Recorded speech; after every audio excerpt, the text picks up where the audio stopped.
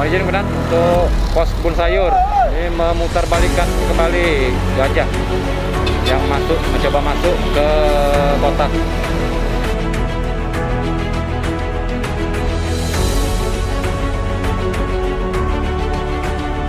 Sore izin melaporkan Petugas Simpang Batam memutarkan gajah dari arah Pusri mengarah ke Pusri lagi nanti. Kerja gajah yang dari Pusri kita putarkan kembali ke arah Pusri lagi nanti. Kemudian untuk gajah masuk lagi, ini kita putar balikan lagi, kita periksa sasaran. SIM SNK-nya. Personil 511 Simpang Batal melaksanakan pemutaran gajah yang dari arah Pusri mengarah ke Pusri kembali kemudian.